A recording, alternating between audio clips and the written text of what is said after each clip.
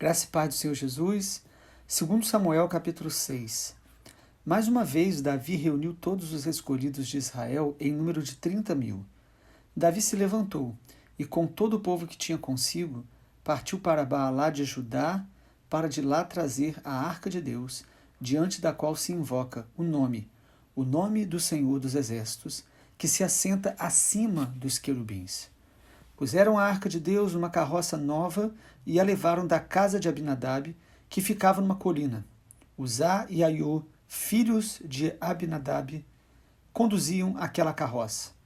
Levaram a carroça com a arca de Deus da casa de Abinadab, que ficava na colina, e Aiô ia adiante da arca. Davi e toda a casa de Israel se alegravam diante do Senhor com todo tipo de instrumentos de madeira, de faia, com harpas, liras, tamborins, pandeiros e símbolos.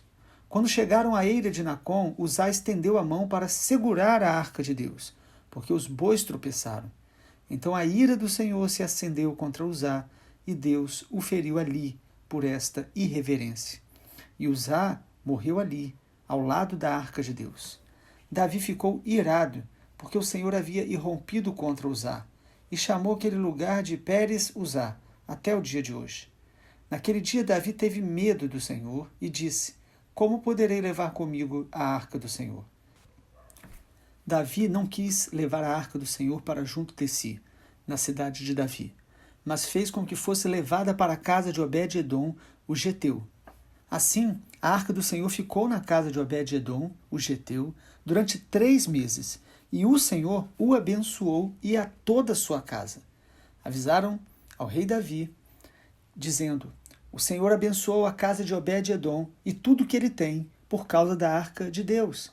Então Davi foi e com alegria trouxe a arca de Deus da casa de Obed-edom à cidade de Davi. Quando os que levavam a arca do Senhor tinham dado 6 passos, Davi sacrificava um boi e um animal gordo. Davi dançava com todas as suas forças diante do Senhor. Ele estava cingido de uma estola sacerdotal de linho. Assim Davi, com todo Israel, levou a arca do Senhor com júbilo e ao som de trombetas. Quando a arca do Senhor estava entrando na cidade de Davi, Mical, filha de Saul, olhou pela janela, e ao ver o rei, que ia saltando, dançando diante do Senhor, ela o desprezou em seu coração. Levaram a arca do Senhor e a puseram no seu lugar, no meio da tenda que Davi tinha preparado para ela. Então Davi trouxe holocaustos e ofertas pacíficas diante do Senhor. Depois de trazer os holocaustos e as ofertas, Davi abençoou o povo em nome do Senhor dos Exércitos e repartiu a todo o povo e a toda a multidão de Israel, tanto homens como mulheres, a cada um bolo de pão, um bom pedaço de carne e passas. Então todo o povo se retirou, cada um para a sua casa. Quando Davi regressou para abençoar a sua casa, Mical, filha de Saul, saiu ao seu encontro e lhe disse: que bela figura fez o rei de Israel no dia de hoje, descobrindo-se diante das servas de seus servos, como se descobre um sem-vergonha qualquer. Mas Davi disse a Mical: eu fiz isso diante do Senhor, que me escolheu em lugar de seu pai e de toda a casa dele, ordenando que eu fosse príncipe sobre o povo do Senhor, sobre Israel. Foi diante do Senhor que me alegrei. E me farei ainda mais desprezível e me humilharei aos meus próprios olhos. Quanto às servas de quem você falou, serei honrado por elas. Mical, filha de Saul, não teve filhos até o dia da sua morte. Glória a Deus. Em 2 Samuel, capítulo 6, nós vemos que Davi estava trazendo a arca de Deus para o centro da nação. Nós sabemos que a arca já tinha sido recuperada depois que os filisteus tinham levado em 1 Samuel, mas nunca ela tinha retornado ao lugar que Deus realmente quer que a sua presença esteja, no centro do coração do seu povo, no primeiro lugar, na prioridade.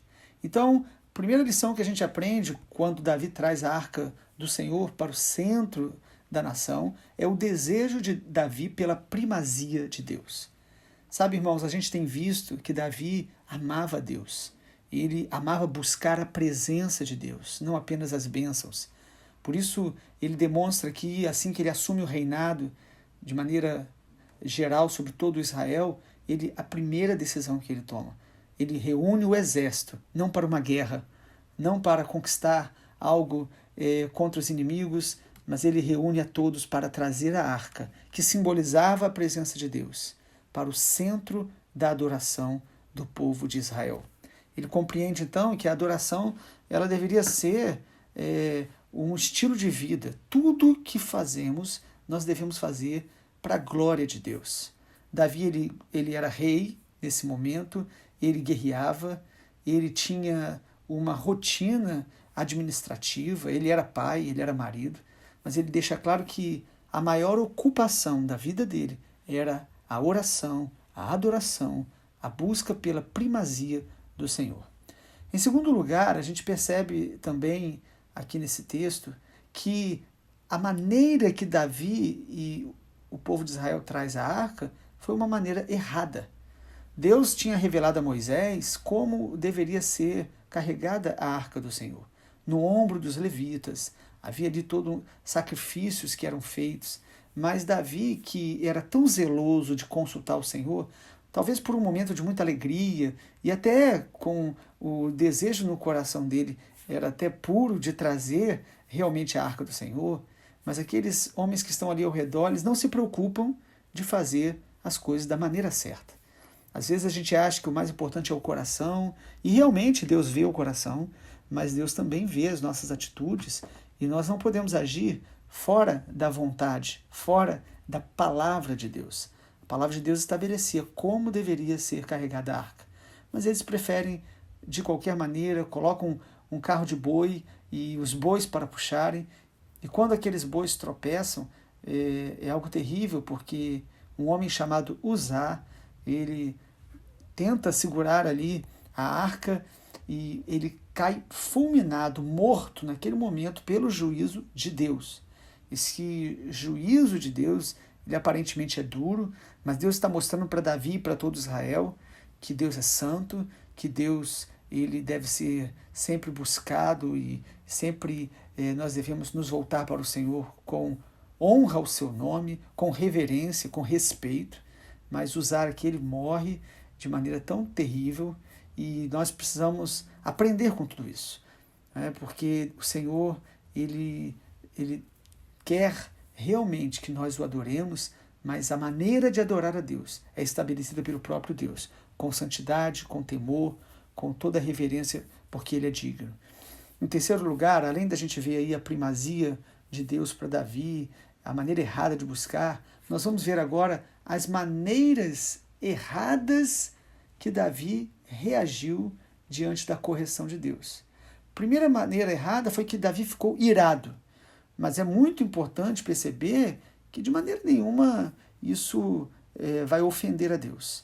Davi estava reagindo de maneira imediata, com ira, porque ele não esperava ter acontecido daquela forma. Então, não apenas Davi fica irado, ele demonstra seus sentimentos, mas ele também começa a ter medo. E isso é muito interessante. Primeiro a ira, mas logo ele fica com medo porque ele percebe a santidade de Deus, a glória de Deus. Ele percebe que ele não devia ficar de maneira nenhuma ofendido com Deus, mas ele deveria temer o Senhor. E após ele ficar irado e depois ter medo, Davi faz o que nós devemos aprender com ele a fazer. Ele busca o Senhor novamente, mas agora da maneira correta.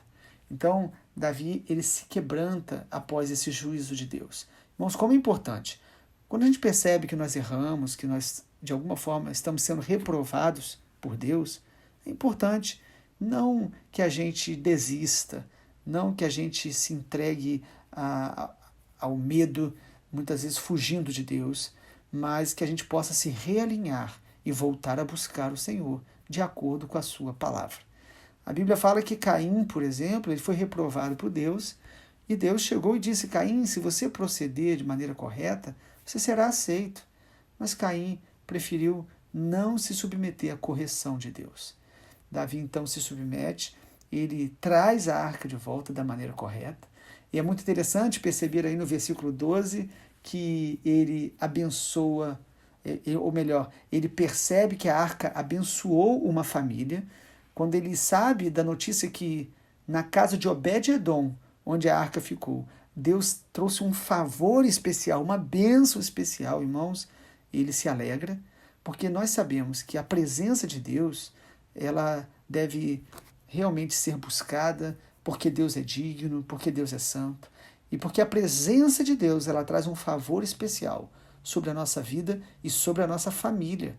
Uma casa estava sendo visitada por uma graça especial de Deus, porque eles levaram a arca do Senhor, um símbolo da presença de Deus, para dentro da sua casa. E é muito importante isso. Eles buscaram ali a presença, e a presença trouxe a bênção de Deus. O nosso foco não pode estar na bênção, mas em viver uma vida na presença de Deus. Se nós ficarmos buscando a Deus apenas para ser abençoados, nós podemos nos tornar egoístas, uma fé de autossatisfação, uma fé focada em nós mesmos. Nós devemos buscar a presença de Deus. E Obed-edom ali, honrando ali a presença de Deus com a arca na casa deles, eles foram abençoados como família. Mas em último lugar, a gente vai perceber aqui que Davi volta a trazer a arca do Senhor de uma maneira alegre e cheia daquele coração de louvor a Deus, de adoração a Deus, cheio de louvor. Em 1 Crônicas 15, nós vamos ver sobre esse texto que está aqui em 2 Samuel, que Davi trouxe agora a arca, mas da maneira correta. A arca tinha que ser trazida no ombro dos levitas. Ou seja, nós devemos buscar a presença de Deus, mas trazendo sobre nós a responsabilidade, o temor, a humildade.